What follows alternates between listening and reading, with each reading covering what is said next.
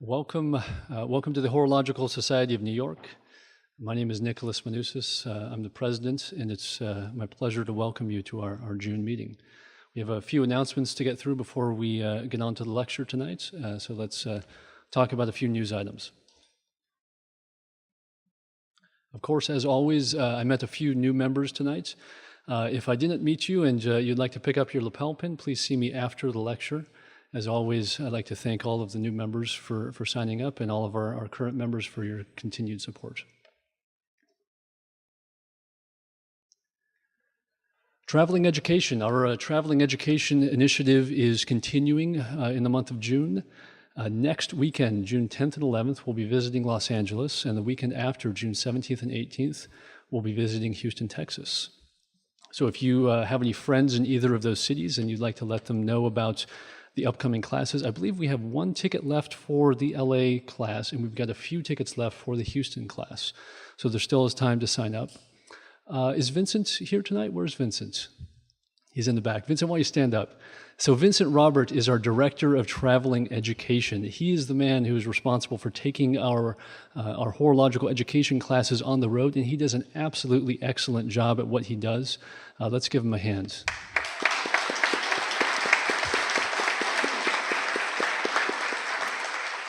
It's difficult to get Vincent here at a meeting because he's often on the road traveling, teaching on our behalf. So it's a pleasure to have you here tonight, Vincent. Thank you for all you do. Yep. So, we're always working here at the Society on ways to further our educational mission. Our mission is horological education. We've been teaching our classes, our horological education classes here in New York City since the 50s. And last year we started the Traveling Education Initiative because we have a lot of people that maybe aren't in New York City that still really want to learn what makes a mechanical watch tick. Earlier this year at the gala celebration, we announced our scholarship for American watchmaking students. And we're always trying to think of new ways to educate the public about watches and clocks and horology and time. And so the outreach program is a new program that we're just announcing tonight and introducing and just starting up. And it is not a horological education class. Think of it more as classroom visits and career days. And so we just started it this past month. We had a visit to a grade school here in Manhattan and a high school in the Bronx. And of course, when we're visiting grade schools, we're not explaining how mechanical watches work. It's really the very basics. We're explaining how to tell time and what a clock or a watch is, just to kind of introduce very young people to the ideas about horology and watches and clocks. And then for career days at high schools, we're very specifically trying to introduce students who may be considering their future career. We want to introduce the idea of a career in watchmaking to them. We want to let them know that this is a very viable career with a flourishing industry here in New York City. And so it's really quite fun to do. We've done 2 of them so far, and we're looking forward to a summer full of more of these classroom visits and career days. Actually, I'm going to correct myself. Probably are not going to have too many of these during the summer because all these kids are on break. I forget about it. But I need to ask all of you a favor. I need to ask all of our members a favor. If any of you know a school or a class or a teacher that would benefit from a classroom visit or a career day, please let us know. It's absolutely free of charge. We have a staff of professional watchmakers, horological historians here at the Society, and we will come to your school anywhere in the New York metropolitan area. And I'm very happy to announce that we're starting the outreach program in the San Francisco Bay Area as well. We have several team members there that teach our traveling education classes in San Francisco. So if any of you know any classes that would benefit from a visit from the Society, please let us know. It's very exciting. Okay, and I was just mentioning summer break. Tonight is a very nice way to cap off our spring lecture series, and after tonight, we'll be taking the months of July and August off. just the lectures. We'll still be holding the horological education classes and our traveling education classes, and we'll meet back here for the fall lecture series starting in September. Free bench. Maybe Luke can point this out. In the back of the room there, we have a free watchmaking bench. It's one of the benches that we used to use for our classes upstairs.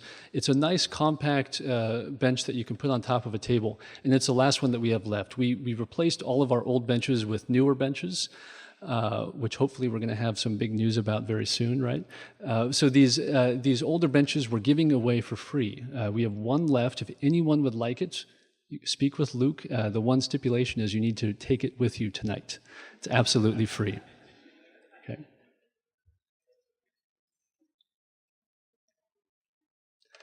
Okay, so tonight, what are we talking about tonight? We're talking about the tourbillon. And what's a tourbillon? It's the French word for whirlwind, right? But in terms of watchmaking, it takes on such a deeper meaning, a deeper context. Tourbillons are historical, technical, and mesmerizing all at the same time. And tonight, we're very, very lucky to have one of the world's foremost experts on the tourbillon here with us. He's the co-founder of CompliTime and Greubel Forsey. Please join me in welcoming Mr. Stephen Forsey.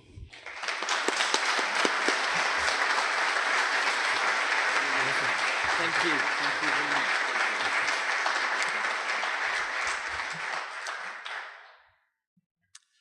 So, thank you very much, Nick. Thanks also, of course, to the Horological Society of New York, and a great pleasure for me to be in this very unique and special location, a historic society.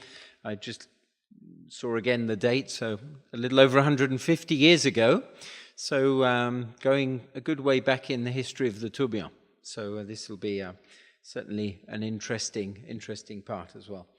On behalf of Robert Greubel, myself, and our team in La Chaux-de-Fonds, Switzerland, it's a great pleasure to be here to talk a little bit about the tourbillon. I hope you'll find it interesting.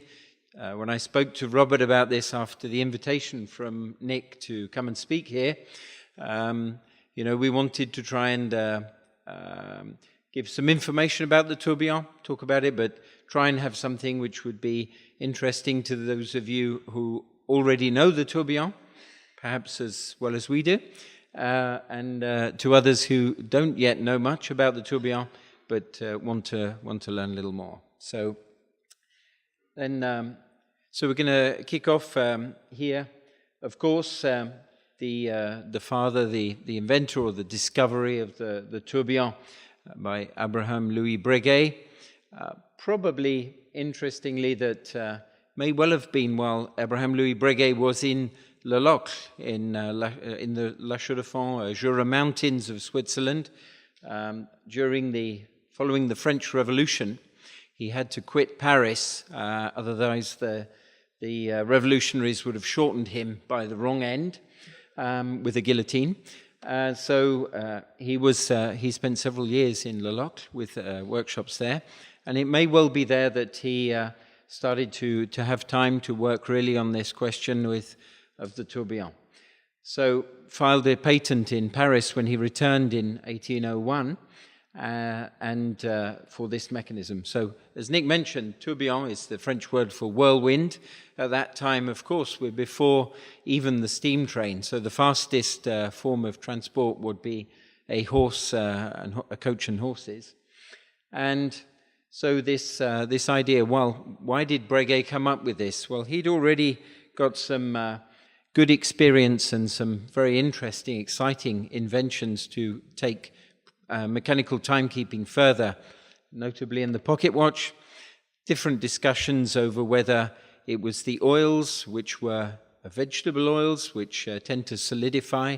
If any of you worked on a historical piece, you often see that green gummy mess around the pivots, which turns to almost to a sort of a glue after years. So perhaps that was one element, but certainly he'd already been able to see these effects of positional errors in the pocket watch. And so we'll come back to that later. So then, in terms of the advantages of the tourbillon, well, we picked out some nice examples. We've got a historical one from the early 1820s, 1830s, a little after the Breguet example in the first slide, and then late 19th century, a more English style one. There were some very, very good makers in London who loved crisp, sharp edges to their black polishing, and some beautiful tourbillons there.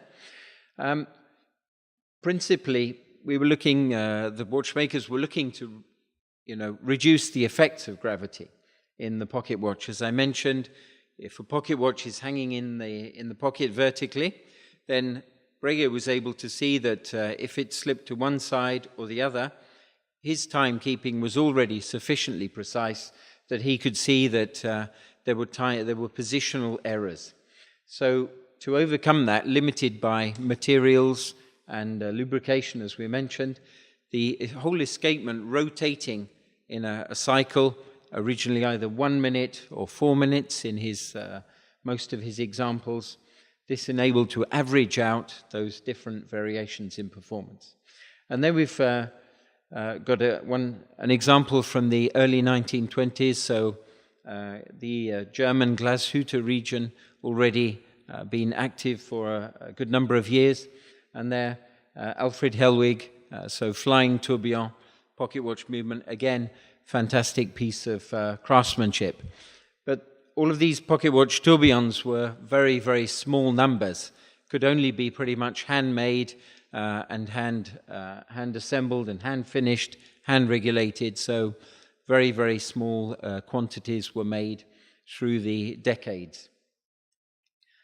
Then, well, of course, when we talk about the tourbillon, well, the Karussel comes up quite quickly. So to just give a little run back for that, if we look at the tourbillon itself, so we have a balance wheel and escapement embarked on a rotating cage, and yet the key element that really defines the difference is we have the fourth wheel, which was typically the seconds wheel, is actually fixed to the main plate, and the cage is then driven around that. So the tourbillon really is an integral part of the gear train. In the Karussel, invented by Bonnickson, late 19th century, so there we have the escapement and balance system, again mounted on a rotating, it's more of a platform rather than a cage, because we can see here it's a much more massive structure. But here the difference is that the Karussel is actually driven on a branch off the gear train. So in fact, in a Karussel, you could disconnect the rotation of the platform section. It would still run, but the hands would read the wrong time because the rotation actually becomes part of that time display. So that's, we tried to simplify that because there are other discussions about whether the balance wheel is centered in the cage and so on, but this is really the essence of the differences for us technically in terms of a tourbillon or Karussel. And then with Robert, excuse me, just one second. So with Robert and myself, through the 90s, we'd had the opportunity to work on building a certain number of wristwatch tourbillons, and so this was a subject which fascinated us. In the mid-90s, in fact 1996, in the La Chaux de Fonds Museum, MIH, there was an exhibition called Tourbillon, and there were a number of different tourbillons, historical pieces. And there was one piece there, which is the second one here, which was actually on display from the Glashütte region. So this was Walter Prendel, who had actually built this unique piece with a 6-minute cage, and within that cage, the escape wheel, the lever, and the balance wheel all inclined at different angles within the cage. we picked this one out. I'll come back to that one just in a second. But then perhaps interesting for you as an American public is one of the first tourbillons that was actually experimenting with something different was by Potter. So here you have a large cage. It's not a fantastic photo, but there's a large cage there. And within that cage, there's an inline escapement and a smallish balance wheel, but inclined at probably about a 10 or 15 degree angle. So this is an interesting piece, but one of the only ones which exists from the 19th century. Then we come back. So Walter Prendel, well, why is he interesting? Well, of course, this inclination, but very complex, 3 different angles, 15 degrees for the escape wheel with an intermediate gear. There was the lever then at 23.5 degrees, and the balance wheel finally at 30 degrees. So it was really quite a masterpiece of watchmaking.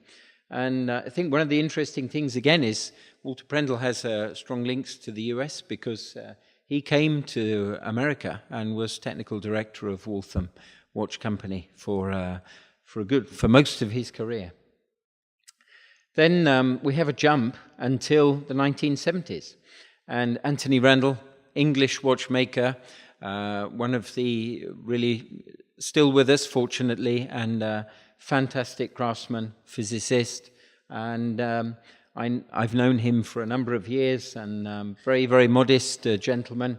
And Anthony came up with this idea of constructing a sort of a demonstration tourbillon. And so his bi-axial tourbillon, 90 degrees between 2 tourbillon cages, was something like 2 inches across, so 50 millimeters, but a fantastic demonstration. And he built a few examples in carriage clocks or small table clocks. And then shortly afterwards, Richard Good then took this idea and added a third axis. So we have the very first triaxial tourbillon, again in a demonstration format. So we've got a little snapshot of the history of almost 200 years since Abraham Louis' original invention. And then a little bit, somewhat in parallel with that, of course, watchmakers often start with something in a large scale and then want to get smaller and smaller, make it more portable, and to experiment with that. And in Switzerland, Peloton was a family associated with the watchmaking school in Le Locle. And here we have an example, so a 10.5 line, that's around 20 millimeters diameter, movement pocket watch at that stage, but quite a small tourbillon. So it's really quite a mastery. Again, pretty much a unique piece like the other examples we saw in the previous slide, but a fantastic showcase of expertise. And then here, so this is up until, until very recent years, this was the smallest tourbillon. So here an 8 3/4 line built by a watchmaking school student, also under the guidance of Peloton's direction, by Mr. Charroux. So fantastic piece. This is in the Le Locle Museum in the Château d'Aimont in Switzerland. So we see the miniaturization, the tourbillon coming down already to a sort of wristwatch dimension. And then we've picked out a couple of examples. So here we've got a small series. There were a few examples, perhaps 6 or 8. We don't know exactly. I don't think. Wristwatch tourbillons by Patek Philippe here, which were very, very beautiful, nice, interesting tonneau shape, exquisite Geneva finish, of course. And then, so that's around the 1950s. And then we jump forward to the 80s. So already by 1986, well, we've already had the electronic watch crisis in the mid-70s, which created a dramatic situation in Switzerland for the watch industry. And yet by 1986, you have a very, very interesting piece here with at that point, the smallest tourbillon cage ever built, Audemars Piguet. It was a self-winding wristwatch with a very, very particular design. I'm not going to comment whether I like it or not, but it's a very particular design here. But a very, very interesting concept. If you don't know this piece, it's worth having a look to see, because it's actually a sort of a development, a branch of the idea which led to the swatch. Because the 18-karat gold case here is actually the base plate of the movement, and it's got jewels in the back of it, so with end stones. So very slim, very small tourbillon cage, very challenging for the watchmaker at that time, because we're really at the period when CNC machining was really at the very, very beginning. So this was a big challenge to actually build these wristwatches with tourbillon. And then, so we've chosen just a couple of examples from the 1990s. Of course, by the 1990s, we've got computer-aided design, we've got CNC machining. We're starting to get in the Swiss watch industry a possibility to make tourbillons in series, in batches, and so they become a little more accessible. You start to get different brands exploring different ideas. But one we picked out, well, here. This is quite an iconic design. We didn't pick out a Girard-Perregaux 3-bridge tourbillon in the pocket watches, so thought it'd be nice to have one here. A beautiful brand there with that iconic 3-bridge tourbillon design construction. And then one a little different, so 1994 Omega with a central tourbillon cage here, so exploring a different idea in terms of movement concept and design as a nice example of more contemporary tourbillon wristwatches. So, so here we'd mentioned Anthony Randall's biaxial tourbillon. So, in fact, by the late 1990s, his patent for that was into the public domain. And I think then you've got an independent watchmaker, so Thomas Prescher, who created this very interesting biaxial tourbillon as a piece of mechanical or watchmaking sculpture, principally. So this is a nice example of an independent watchmaker. And then by 2004, Frank Müller with the Revolution 3, so a triaxial tourbillon in a wristwatch, taking up a certain volume. And these are interesting because from 1999, Robert Greubel and myself were already starting to work together independently. And we were already, by this stage, we were already at an advanced stage in our own work at looking at the tourbillon and the wristwatch and what we might imagine that we could bring into the subject for the 21st century here. So that's a little bit of the historical side. So I think it's quite interesting to then give you a little bit of the background. So I mentioned earlier, Robert and I had been working in the 1990s where we'd seen and we'd been building and assisting with a certain number of traditional classic wristwatch tourbillons. And there, in the back of our minds, this gave us a certain amount of information and knowledge, and we saw there were tourbillons with excellent performance, and there were others which would struggle because when you're building a small series of complicated and fine mechanism, you get this certain distribution in that. So in 1999 we were thinking about what we might be doing as watchmakers into the year 2000. Had the whole story of watchmaking been written, or were there subjects, were there things that we could explore and perhaps add a few lines to the story of watchmaking and bring something to the collector which they would find interesting? And so what we realized was by then sitting down and discussing this subject of the tourbillon, it came to our mind that this miniaturization of the pocket watch concept could have some shortcomings, and maybe there was a new way that we could go. We'd seen, as we saw from the historical slide there, of different types of tourbillon, Anthony Randall's biaxial approach. But there was a problem, because if you're watchmakers, there is a sort of rule of thumb that the larger and heavier a balance wheel, generally this helps to give better timekeeping. So if you're going to have a biaxial tourbillon and your balance wheel is going to turn over itself in the movement, then you're going to need a lot of height, a lot of space for that. And so we started from a blank sheet of paper. We drew up our specification of what we might imagine could be different solutions. And we came up with a number of ideas, and one of those was to say, well, if we could combine two cages, but instead of them actually turning one over the other, if we had an oblique angle, so an inclined cage inside another cage, and both rotating in real time, what would happen? Could we do that?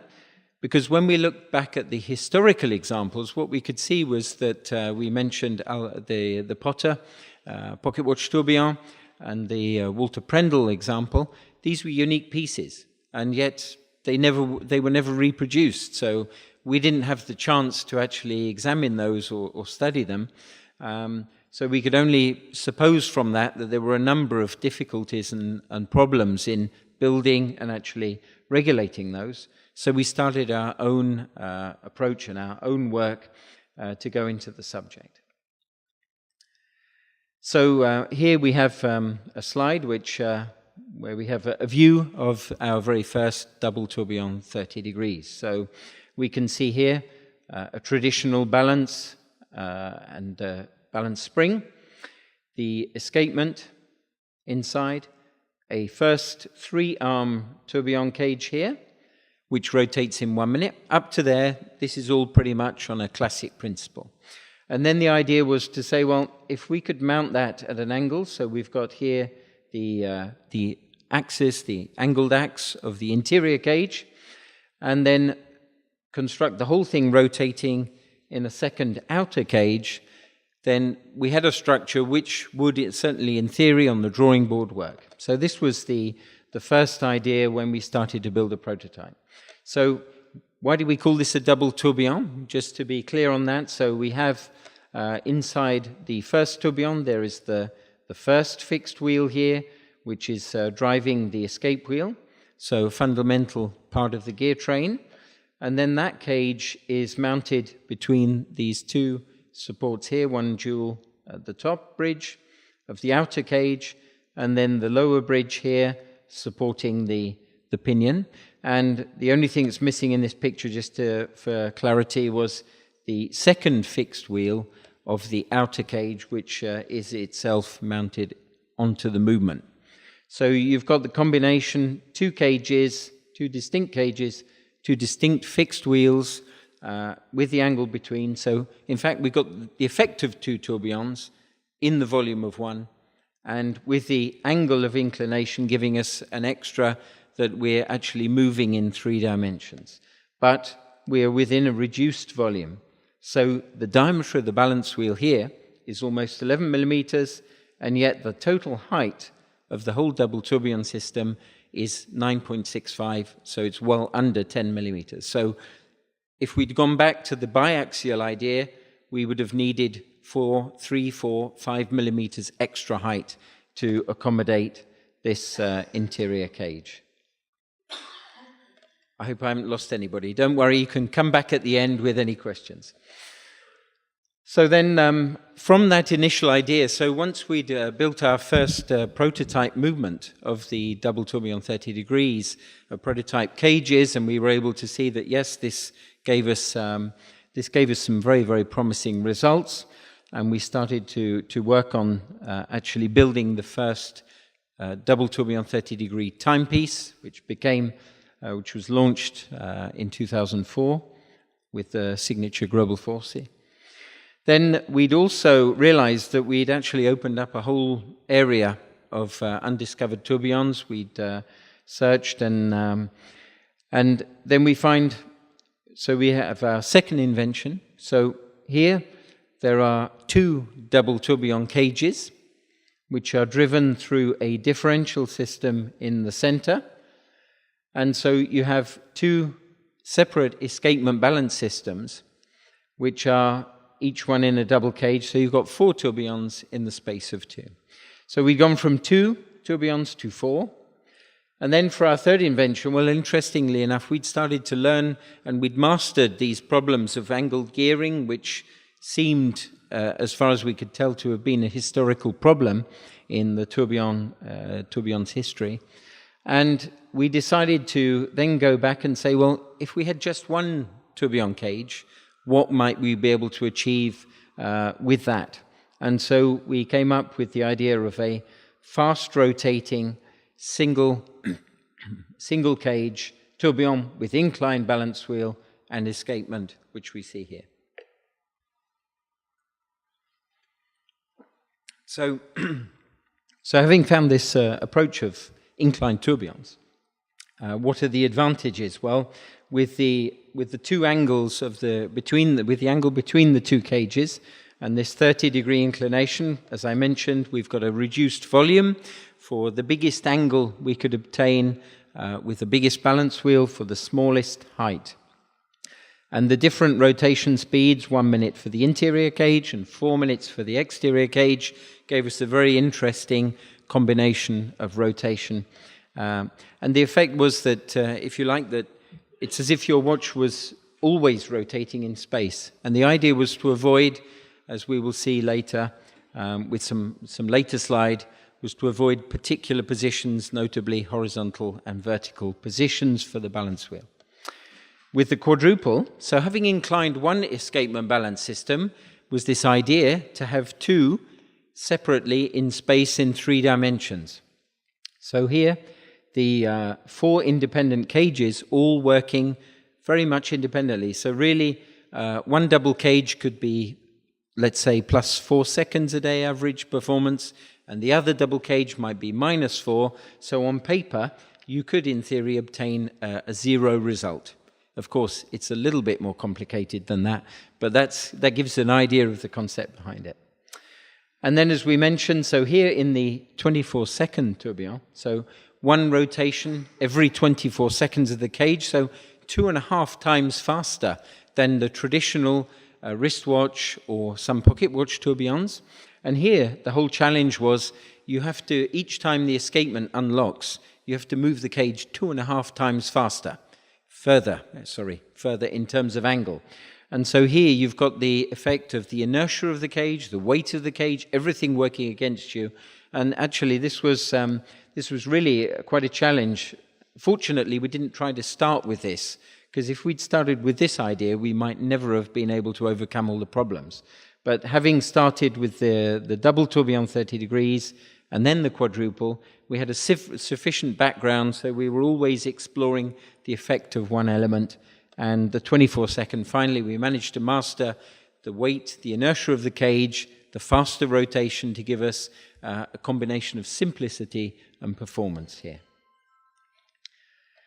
So then, we come back into a little bit of detail. So Robert and I, when we started developing the double tourbillon 30 degrees, we were looking and we realized that there wasn't really much historical data, so we needed to really study this. So one of our first departments was we had a watchmaker just doing laboratory testing. So each time we built a prototype, we were looking at how we could analyze that.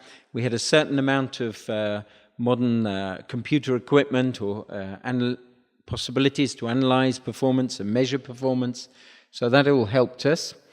And so we then sought to be able to explain how we were going to demonstrate the improvement of performance through a double tourbillon 30 degrees. So if we imagine we've taken a single classic tourbillon cage, but we fix it so it does not rotate, then we have the performance uniquely of the balance wheel and escapement system. So this is our first environment. And then we allow that cage to rotate in the second test. So we are then exploring and being able to show the performance of the classic tourbillon.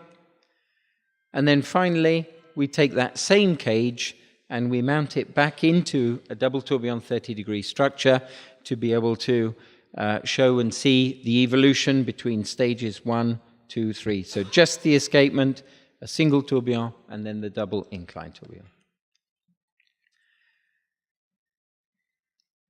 So this is really, each time, as I mentioned, showing the difference. Each equation has one unknown. First of all, we qualify or examine the performance of the escapement, rotation of the cage, and then the combined rotations together. So we did a little graph here. Let me try and explain that. So we've got along the x-axis at the bottom, we've got the different positions. So you're familiar that often we talk about 5 positions or 3 positions. Well, we need to use 6 for all of our testing. So there are 2 dial positions, dial up and dial down, which we see represented here by HH and HB. And then we've got the vertical positions in relation to the crown, where we use quite simply the 4 campus positions vertically. So with our first environment, the cage fixed, just examining the performance of the escapement and balance wheel, we can make a graph here. And this is a performance which would give us, we'd be pretty much within a COSC certification for the escapement and balance performance here, if it was a normal mechanical movement. And that gives us this envelope here. This is the total variation of performance. So something like here we're in the range of something like 7-8 seconds a day of difference in position, 6 position. So then we move the evolution from that fixed escapement to the classic tourbillon here. And then we can see the first red graph. And then when we rotate the tourbillon, we can then see that we have an averaging out in the vertical positions, which is what we were looking for in the pocket watch, and which Breguet was searching for originally. And then just here in the horizontal positions, so there's a very small difference here, but showing that the improvement in terms of performance using a classic tourbillon over a fixed escapement. So this is showing this evolution principally in the vertical positions. And so then we complete the graph. So with the final stage, the third environment here, so we see the evolution in the rate here from the fixed escapement, traditional approach, the classic tourbillon, and then finally our double tourbillon 30 degrees, where we see that because even when the watch movement is in a horizontal position, the balance wheel still remains at an angle. So we've been able to reduce significantly the impact of these horizontal positions, where in a classic tourbillon, in a horizontal position, gravity has no effect on the balance wheel and spring as a whole, as a unit. So from this, we see then, if we talk in percentage terms, we see a further reduction of 40% in terms of from this first operation, and then we have an evolution of what we call a 38%, where we've named that sort of 38% a theoretical variation in the factor of quality. The quality factor being the performance or the actual capacity of a balance wheel system in a pretty much a free environment with no escapement, how it's actually going to perform. And then the effect of that when we bring that into the environment of an inclined double tourbillon system. So this shows us that this laboratory test we repeated these, of course, a number of times. This is just one example that we picked out to be able to give a graphic demonstration of that. And it shows that really this approach to bringing the balance wheel and escapement, when we manage to master the whole system, the cages, the inclination, the gearing, everything, bring everything together, we could really demonstrate for a given balance wheel and escapement system from a normal movement to the inclined double tourbillon system, that we could really, for us, we were able to demonstrate an improvement in performance. So then if we translate that to something which is perhaps a little more easily digestible, so if we see here, this is a graph like we might see on a traditional timing machine or a witchy display. So we have again the 6 positions here in the red trace of the same cage extracted from a double tourbillon, but fixed. So we see the performance of the escapement balance, and then the blue trace, the standard tourbillon. And as we saw, so in the horizontal position, no effect on the rate, but the vertical positions there averaged out. So seeing a small, but notable improvement in performance. And then with the green line, we see that we're averaging the tourbillon working in every position of the movement. And there, so we can see, so this is the very first caliber that Robert and I designed with our small team at the time, double tourbillon 30 degrees. So we see here we can see perhaps there's that second fixed wheel I talked about earlier, which is the one which is then enabling the interior cage to rotate within the outer cage. So just to give an idea of how the movement actually works, so we've got 2 mainspring barrels in series to give a long power reserve. Then we've got a center wheel here, a third wheel here, which you can then see the wheel. This is actually driving directly to the 4-minute outer cage, which then can only rotate when the escapement unlocks, but is linked through the 2 fixed wheels and the inclination of the cage itself. So that was all very good. In our laboratory, we'd done that. At Basel World 2004, we'd presented our first double tourbillon 30 degrees, but we'd already been working on this subject for 4.5 years. And when we showed it to people, I don't know how much they actually believed on the performance, but they liked the design, the architecture, the finishing. So we were able to start building our collection for Greubel Forsey and move on. But we were always looking for a way to be able to demonstrate that performance we'd seen in the laboratory. Well, this is the Château d'Aimont Museum in Le Locle, Switzerland. This is just a couple of words, because I'm on the committee of this museum, so I try and give a little bit of advertising for it. Sorry about that. But it's a fantastic environment. Manor house above the small town of Le Locle, 1,000 meters above sea level, and a fantastic collection there. But for their 50th anniversary, before I was part of that, they'd decided to put together a chronometric competition and to try and revive interest in the performance of the mechanical watch, to see if they could reinitiate the historic competitions which used to be carried out by observatories. So they came up with a revised set of criteria, which of course included performance. So they decided to use the structures of the Besançon Observatory, just 60, 70 kilometers across the border into France, and the COSC official Swiss chronometer office in terms of their testing approach. So 5-position testing, but they then made three consecutive tests. So there was 15-day test of temperature, position, rate, and rate recovery at Besançon, where they measured each deviation of the fraction of a second, so hundredths of a second cost you points. Then they brought the pieces, and they were finished watch heads, so it was no longer just a movement.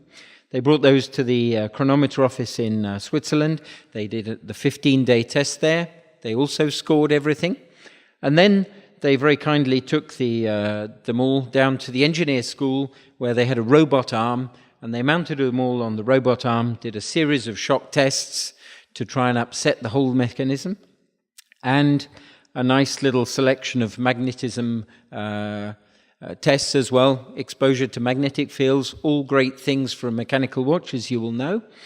And after that, they went back to the COSC office for another 15-day test to see if that magnetization, demagnetization, the shock tests had managed to disturb the mechanism or whether the watch held up. Well, being a little bit crazy, we thought this would be an ideal platform to be able to showcase the performance of one of our pieces. So for the 2011 edition, we took one of our 100 timepieces that we were able to produce that year. We didn't deliver it to a collector. We still didn't tell which one it was, but then we gave it to the competition. So despite those different performances, they didn't manage to destroy or stop the double tourbillon 30 degrees. So this was the caliber called the Technique. So it's a three-dimensional architecture, double tourbillon 30-degree mechanism, 120-hour power reserve. And so our piece survived the competition. Not everybody did, but don't forget, this is like a 24-hour endurance race. So, you can prepare everything on the day. Something can go wrong. And you've got no driver, there's no telemetry coming back to the pits, no pit stop. The piece goes to the competition. 3 months, 4 months later, you then find out if you survived or not. So our piece, we managed to hold a score of 915 points out of 1,000. It meant that we were first place in the tourbillon category. And of the brands who've competed, this gave us the top overall score in terms of the result in terms of points. Well, what does that mean concretely? Well, just down here, over the 45 days of testing, and despite the shock testing and the magnetism tests, our double tourbillon technique held a average rate between 0.3 and 0.8 seconds a day over the course of the competition. So finally, we were able to demonstrate, independently measured, the performance of our double tourbillon 30-degree system.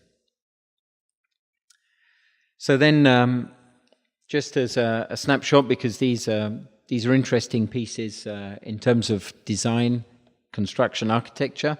So our first double tourbillon 30 degrees, this was Invention Piece 1. We presented this 10 years ago and in Basel World, 2007.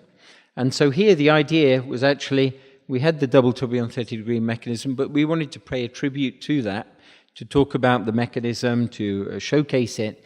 And so we created this rather unusual architecture at the time. There's a huge volume within the case here around the double tourbillon system itself. There's a beautiful piece of our hand finishing from our team here, a bridge almost 30 millimeters long, tourbillon bar bridge here, with some nice symmetrical sharp corners and detailing, which gave our hand finishers some severe headaches. And then a beautiful flat back polish along the whole length of the bridge just to finish it off. And the unusual thing is that we wanted the mechanism to be center stage, so it's actually quite difficult to read the time. And so you've got an hour display, which is over a half circle for 12 hours. So there are 2 red hands. And then the minutes, again, 60 minutes over a half circle. So you can get the hang of it quite quickly, but it's a little quirky. It's got a small second feature here, and then a 72-hour power reserve. One of the things we've always done with our timepieces, we want to give the timekeeping performance during the best period of working. So although this movement would run for 100 hours, we only count 72. And then from 0 into the red zone, where it's a bit like in our car, when the fuel gauge gets down towards 0, towards the red zone, we don't want it just to stop in the road. So we've got that reserve which we don't count when the performance is starting to drop off. So we talk about a chronometric power reserve at Greubel Forsey. Then, so for the quadruple tourbillon, we've got Invention Piece 2 here. So here we use this asymmetric case architecture here. So in a photo, it looks, it's always difficult to get good photos, but you can get an idea. Here we've got the first 2 cages towards the 8 o'clock side, with the sapphire crystal window to see the 3rd dimension, something we like to get as much visibility of the mechanism as possible. We've got the cages 3 and 4 towards 1 o'clock here, and then in the center we've got the differential. So it's actually a really a three-dimensional architectural display of the movement construction, the whole architecture, the hand finishing brought together. Again, the time display, well, very much secondary position here. The hours on with the red triangle, and then the minutes on a rotating disc in the window here. And finally, so for the third invention, the single incline, fast rotating tourbillon. So invention piece 3, 24-hour main display with the red hand, the blue hand with the minutes here, power reserve, red triangular hand here, 72 hours again, and the small seconds. But here you can just about see we've got a relief engraved text, which was something we had on the movement side of the invention piece 1 and on invention piece 2. But you won't find many photos of it because this was a message we came up with about the invention, each separate invention for the collector. It's relief engraved on a gold plate and then hand finished. And so for invention piece 3, we brought some of it to the front. There are 4 separate areas and different levels, making, again, rather an interesting architecture to it. And then finally, so with all this, along this path, well, over the last 18 years, and then already from 2005, we were at the Basel Fair, and the Basel Fairs, I don't know if you've been able to visit, but back in those days, Philippe Dufour had had also his small booth with some other independent watchmakers next to us, and by the last day or the last 2 days, we had a little bit more time, and we would perhaps find we found each other outside, and we were talking about how difficult it was to maintain and find the skills for hand-finished and fine watchmaking. And so we felt that we must do something. So with a small group, we were 5 independent watchmakers at that point, with Robert, myself, Philippe Dufour, Vianney Halter, and Kari Voutilainen. And so we came up with this idea to try and start to safeguard and preserve this watchmaking know-how and the traditions. And so the idea came up to say, well, finally, to cut a long story short, that we wanted to be able to put in place a project to create a handcrafted tourbillon. So even, whereas with Greubel Forsey, we use some modern machining, of course, this gives us a high level of precision, it gives us reliability, and it gives an excellent basis to do a lot of hand finishing. But for Naissance d'une Montre, this project, the idea was to safeguard the heritage of actually making parts. And so, whereas in our careers often we had to make parts for antique watches, restore antique watches, it was very rare, even for us. We hadn't actually made every different part of a single watch. And so, by pooling together the expertise of Philippe Dufour and our team, individuals and our team at Greubel Forsey, we put together this project, and just here, hiding in the background, Michel Boulanger, a watchmaking school teacher from Paris, agreed to take up the challenge to actually make this complete handcrafted tourbillon wristwatch in the project Naissance d'une Montre. It took about 6 years, in fact, to get to the finished piece as a prototype you saw here. And so Michel had to spend time coming from Paris. He was working part-time at the beginning. And then he took 3 years full sabbatical leave. And so he had to gather together tools, start to inventory this know-how, and then deploy it actually as he went along. And so this is it's a significant project because, somehow at that time, back in 2005, 2006, 2008, we could see that there was a great danger of losing these skills forever, but we couldn't get support from outside.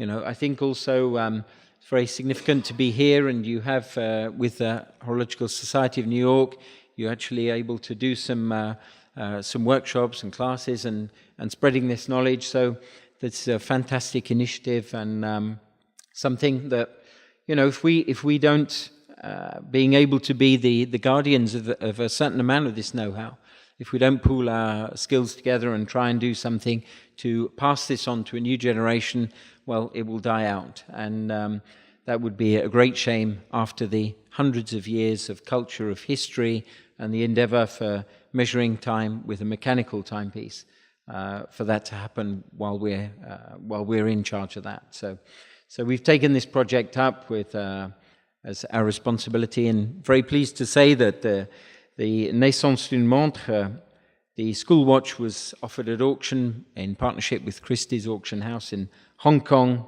in May 2016. It achieved a fantastic result, which gave funds to our foundation.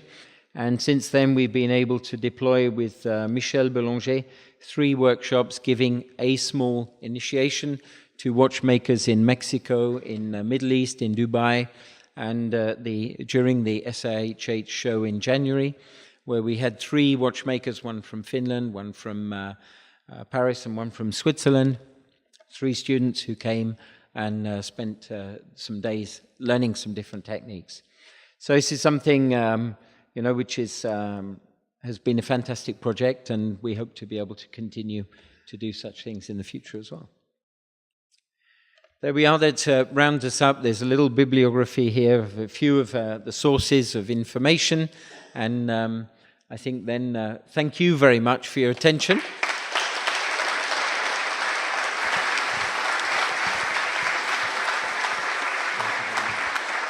Great, Nick. Thank you. Thank you very much. Okay. All right. If anyone has any questions for Mr. Forsey, please raise your hand and I'll bring the microphone to you. Thank you, Nick. So I've got really 2 questions. One is for myself and maybe one is for everyone. First question is, on the slide you were talking about the Invention 1. You said that it has a 100-hour power reserve, but only 75 hours of that 72, yeah. is chronometric. Yep. Would you say that you've lost 25% of your chronometric power reserve because of the mass of the cages? Is that really No, not at all. No, it's quite simply that, so we've got 2 mainspring barrels in series, which give us that potential of 100 hours theoretical power reserve.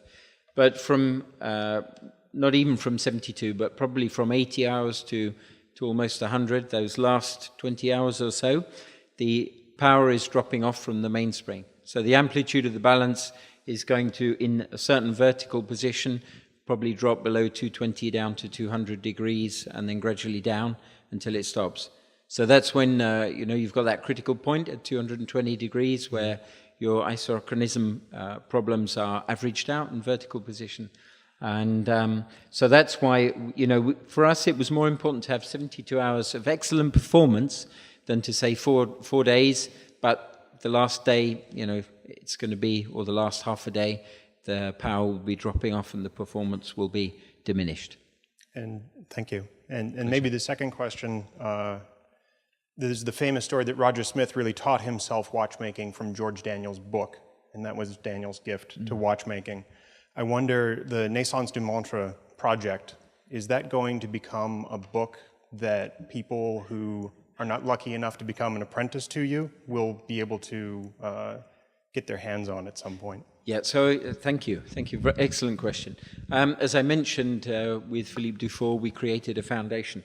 And the hope was that we would get support from the industry or around us, because we, our own individual needs were there, but we saw this as an industry or community-wide problem. So the Tourbillon Foundation, that's the foundation we created, but Naissance d'une Montre became the focus, because that was the project, because we had to finance the whole thing. So actually Greubel Forsey supported it the whole way. Thanks to the success of the school watch, but also the small series or small number, there are 11 individual pieces will be built, watches with this tourbillon, in the same techniques and tradition. And thanks to the resource that's generated for the foundation, as I mentioned, we've done 3 workshops already. But yes, of course, the objective is to make that information available. To do that, of course, we do need resource, and ultimately we may have to publish the book ourselves, but what we've hoped to do is to be able to get different language editors or support from around the world, because we want to spread the information as wide as possible. It doesn't belong to us. And it's something we've seen from the operation of Naissance d'une Montre, that the collectors, and probably some of you here tonight, are very concerned about the maintenance and the restoration and servicing for your collection, for your pieces. And so we saw the feedback from the collectors was really strong. The retailers initially didn't know quite where to situate, but with the project Naissance d'une Montre, we actually have a number of retailers who have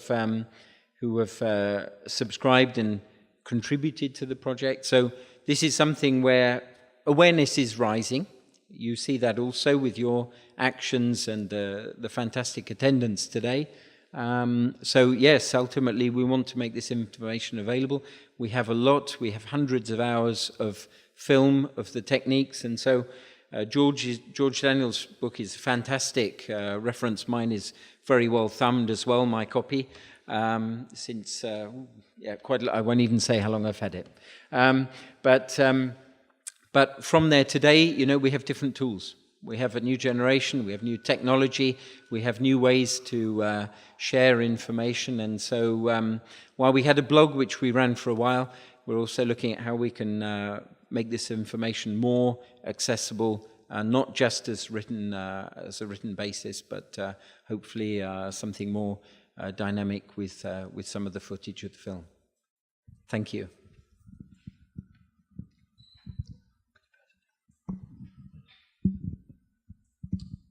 Thank you. So 2 questions also. The first one is probably more particular to Greubel Forsey, and the second one just more of the industry in general.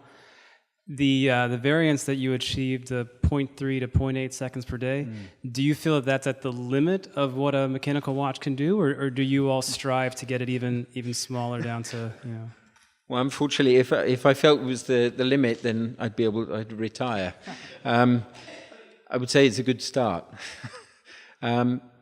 It's an interesting question, because I had a long discussion with a physicist who came to visit us. He was writing an article, and he had a few $100 quartz analog watch on his wrist, and he said, but you will never be as precise as this. And I said, well, you're a physicist, aren't you?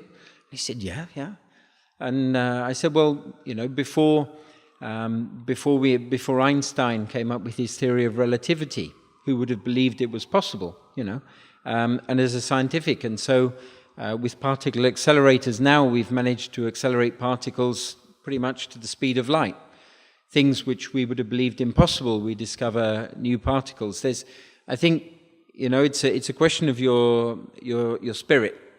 And as human beings, for good or for bad, we're incapable of leaving things how they are. Nature was great before we pitched up, and it'll probably be doing fine after we've gone.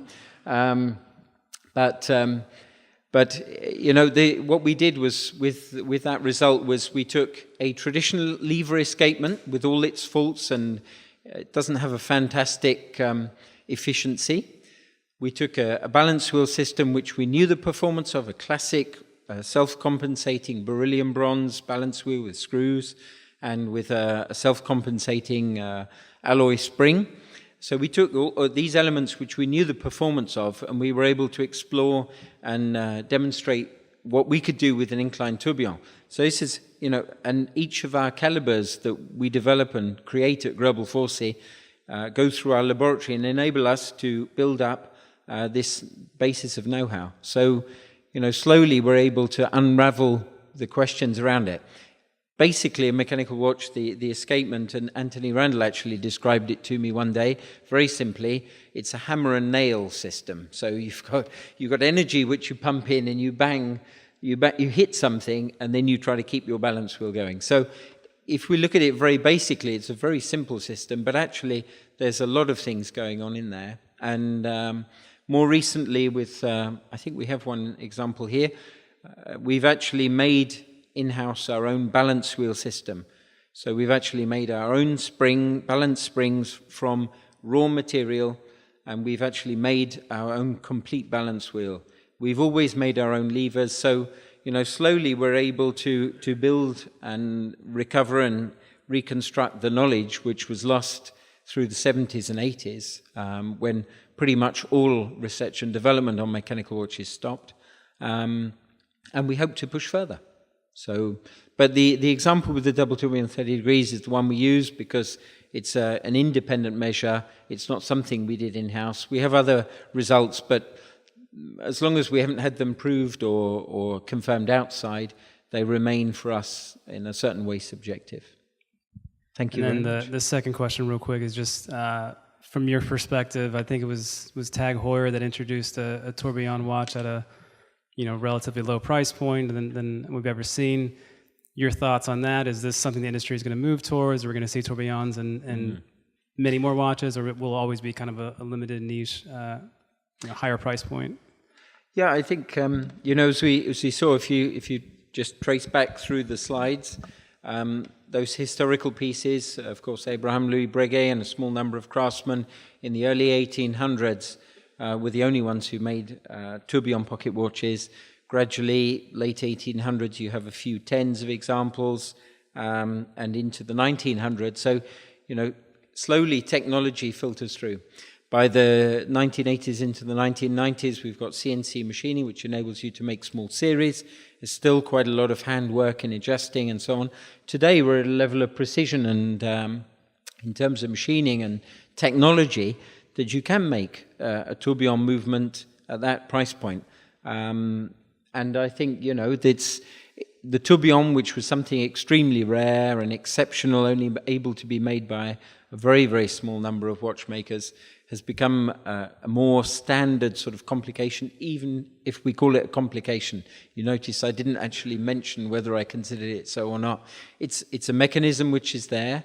It's become a standard. If we think of other watchmaking mechanisms and complications and displays, they also go through a progression. So I think, it's it has a place, and I think it's great for collectors to be able to access and enjoy a tourbillon at different price points and different levels of finish and architecture and technicity which goes with it. We still enjoy it very much, so I hope you do too. Thank you. Okay, we've got one from the back then. Just have a question about your balance. I noticed that it changes from like a 2-spoke design to a 3-spoke design. Like, how much effort that goes into, selecting the geometry of your balance? Okay, maybe from the back. They're all in our pieces here. These are all 2-spoke balances with screws, in fact. And that was, again, because we wanted to use a known quantity. Our latest balance wheel, which I don't have a slide of here, is also a 2-arm, but it's not easy to make a good balance wheel. Actually, it certainly gave our team a lot of headaches too, because in Switzerland today there are probably 3 makers of escapement components and balances who make very, very good components. And certainly making our own in-house balance wheel, it's significantly more costly to do than we could get from outside, but we couldn't get what we wanted from outside anymore, so that's why we wanted to bring that in-house. But each time you change the geometry, it's always the same thing. It's like I mentioned, from a double tourbillon 30 degree to the quadruple. In theory, on paper, you can halve that error, but in reality, you've got 2 escapements to drive, 2 balance wheel systems to maintain, so you need pretty much twice as much energy. So when you put twice as much energy into a system, you have a significant amount more of friction, of losses, and mechanical forces. So each time it's a battle against gaining more than you lose. So, if we come back to a balance wheel, again, you change the geometry, you change the inertia, you change the dynamic, sometimes the whole construction of the system.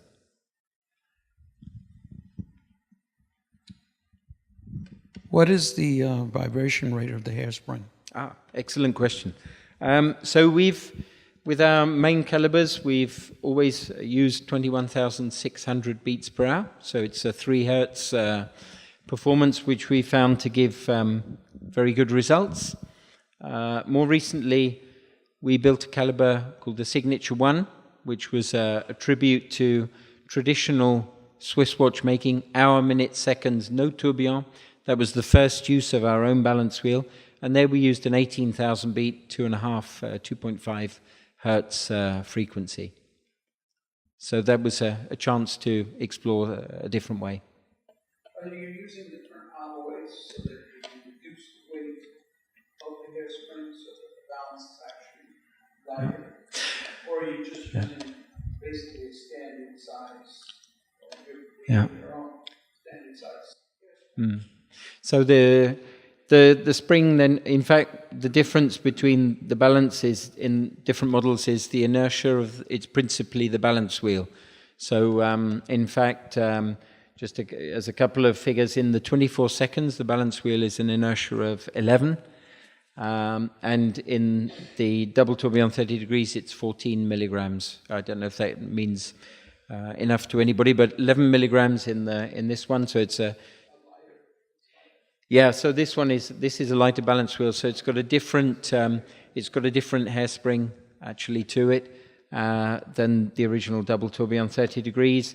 When we look at the Signature 1, it's got an inertia of 19 milligrams, so it's significantly larger and heavier, but a lower frequency, 18,000. So again, each time we're exploring we're starting to be able to add pictures to our graph of experiments which enable us to try and understand and unravel what works well, which combinations and how. What shock system are you using for the stair? So yep. Much stronger, lighter material? No, in fact, very much traditional carbon steel, high carbon steel balance staves.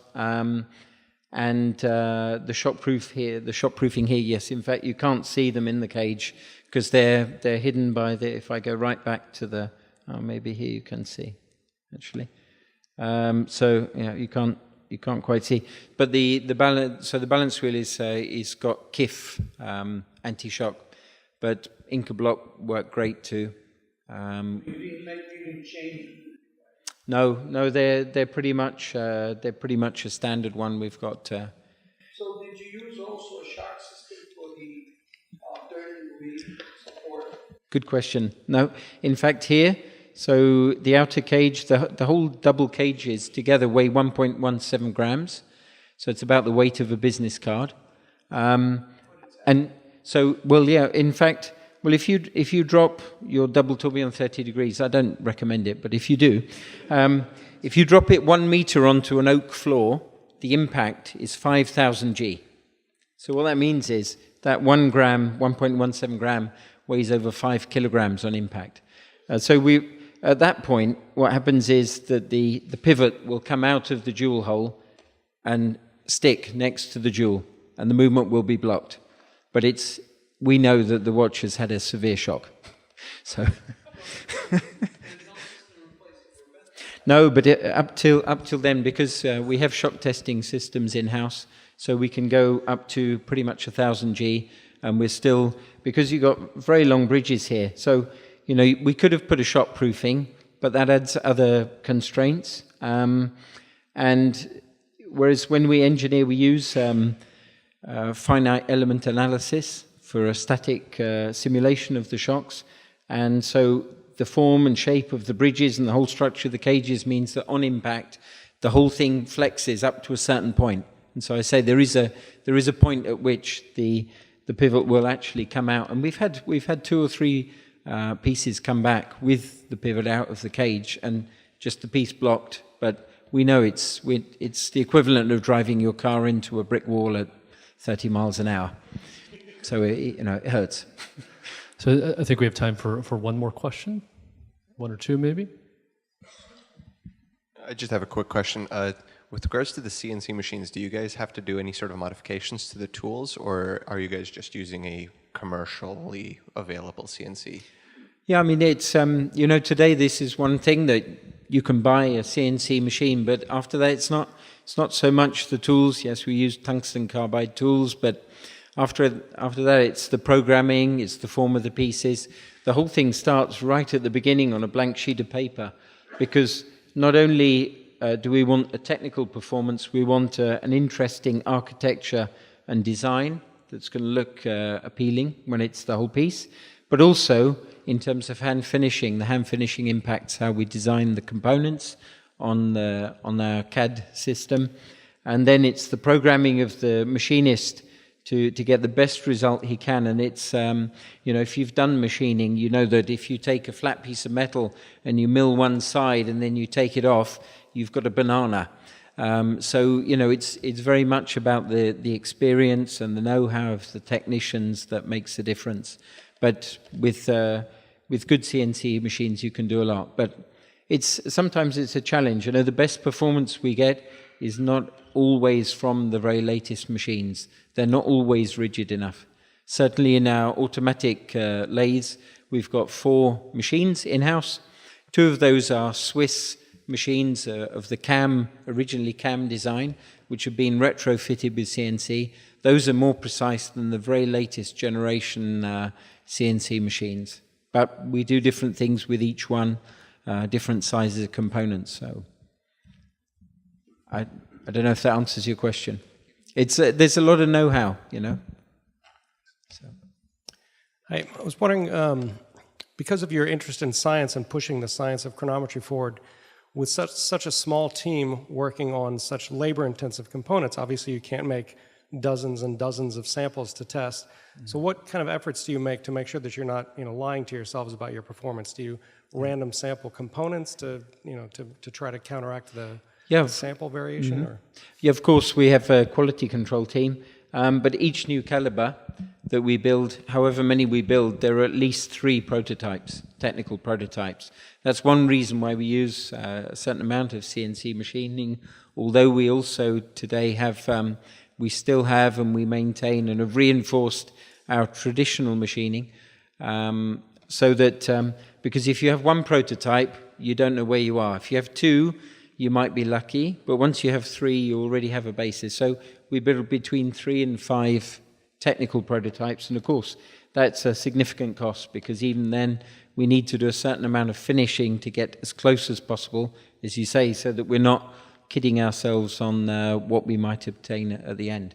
So yeah, this is our R&D budget is terrifying. I don't even want to look at it, but our laboratory is 6 people full-time who just build, test prototypes, and then help us to build that experience and different experiments.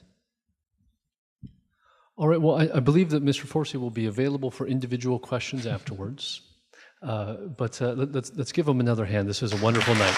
Thank you. Thank you.